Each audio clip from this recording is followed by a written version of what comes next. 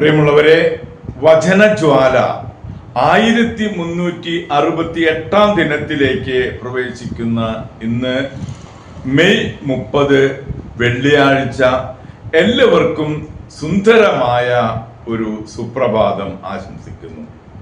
മാതാവിന്റെ മെയ് മാസ വണക്കം 30-ാം ദിവസത്തിലേക്ക് പ്രവേശിക്കുന്ന ഇന്നത്തെ വചന വായനയിൽ 119-ാം സങ്കീർത്തനം 153 മുതൽ 176 വരെയുള്ള തിരുവാക്യങ്ങളാണ് നാം ശ്രവിക്കുക. എന്റെ സഹനങ്ങൾ കണ്ട് എന്നെ മോചിപ്പിക്കണമേ, എന്തെന്നാൽ ഞാൻ അങ്ങയുടെ നിയമം മറക്കുന്നില്ല. എനിക്ക് വേണ്ടി വാദിച്ച് എന്നെ വിടുവിക്കണമേ, അങ്ങയുടെ വാഗ്ദാനമനുസരിച്ച് എനിക്ക് ജീവൻ നൽകണമേ. രക്ഷ ദുഷ്ടരിൽ നിന്ന് അകന്നിരിക്കുന്നു, എന്തെന്നാൽ അവർ അങ്ങയുടെ ചട്ടങ്ങൾ അന്വേഷിക്കുന്നില്ല. കർത്താവേ, അങ്ങയുടെ കാരുണ്യം വലുതാണ്, അങ്ങയുടെ നീതിക്കൊത്ത് എനിക്ക് ജീവൻ നൽകണമേ. എന്നെ ഉപദ്രവിക്കുന്നവരും എന്റെ ശത്രുക്കളും വളരെയാണ്, എങ്കിലും ഞാൻ അങ്ങയുടെ കൽപ്പനകൾ വിട്ടുമാറുന്നില്ല. അവിശ്വസ്തരോട് എനിക്ക് വെറുപ്പാണ്, അവർ അങ്ങയുടെ പ്രമാണങ്ങൾ അനുസരിക്കുന്നില്ല. ഞാൻ അങ്ങയുടെ പ്രമാണങ്ങളെ എത്ര സ്നേഹിക്കുന്നുവെന്ന് കണ്ടാലും അങ്ങയുടെ കാരുണ്യത്തിനൊത്ത വിധം എന്റെ ജീവനെ കാക്കേണമേ. അങ്ങയുടെ വചനത്തിന്റെ സാരാംശം സത്യം തന്നെയാണ്, അങ്ങയുടെ നിയമങ്ങൾ നീതിയുക്തമാണ്, അവ എന്നേക്കും നിലനിൽക്കുന്നു. രാജാക്കന്മാർ അകാരണമായി എന്നെ പീഡിപ്പിക്കുന്നു, എങ്കിലും എന്റെ ഹൃദയം അങ്ങയുടെ വചനത്തിന്റെ മുൻപിൽ ഭയഭക്തിയോടെ നിൽക്കുന്നു. വലിയ കൊള്ള മുതൽ ലഭിച്ചവനെ പോലെ ഞാൻ അങ്ങയുടെ വചനത്തിൽ ആനന്ദിക്കുന്നു. അസത്യത്തെ ഞാൻ വെറുക്കുന്നു, അതിനോട് എനിക്ക് അറപ്പാണ്. എന്നാൽ അങ്ങയുടെ നിയമത്തെ ഞാൻ സ്നേഹിക്കുന്നു. അങ്ങയുടെ നീതിയുക്തമായ കൽപ്പനകളെ പ്രതി ദിവസം 7 പ്രാവശ്യം ഞാൻ അങ്ങയെ സ്തുതിക്കുന്നു. അങ്ങയുടെ നിയമത്തെ സ്നേഹിക്കുന്നവർക്ക് ശാന്തി ലഭിക്കും, അവർക്കൊരു പ്രതിബന്ധവും ഉണ്ടാവുകയില്ല. കർത്താവേ, ഞാൻ അങ്ങയുടെ രക്ഷയിൽ പ്രത്യാശ വയ്ക്കുന്നു.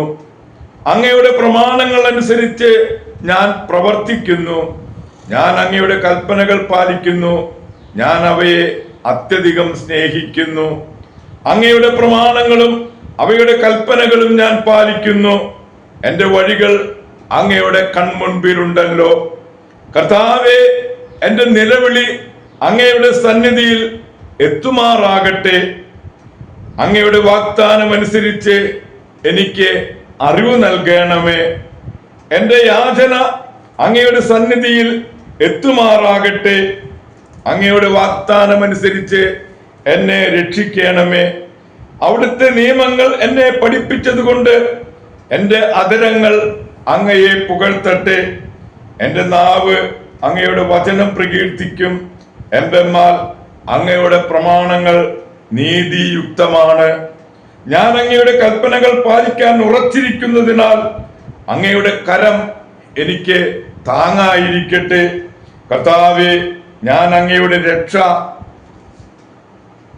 കാക്ഷിക്കുന്നു. അങ്ങയുടെ നിയമമാണ് എന്റെ ആനന്ദം. അങ്ങയെ സ്തുതിക്കാൻ വേണ്ടി ഞാൻ ജീവിക്കട്ടെ.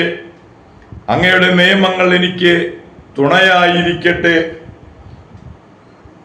കൂട്ടം വിട്ടാടിനെ പോലെ ഞാൻ അലയുന്നു. അങ്ങയുടെ ദാസനെ തേടി വരയണമേ, എന്തെന്നാൽ അങ്ങയുടെ കൽപ്പനകൾ ഞാൻ വിസ്മരിക്കുന്നില്ല.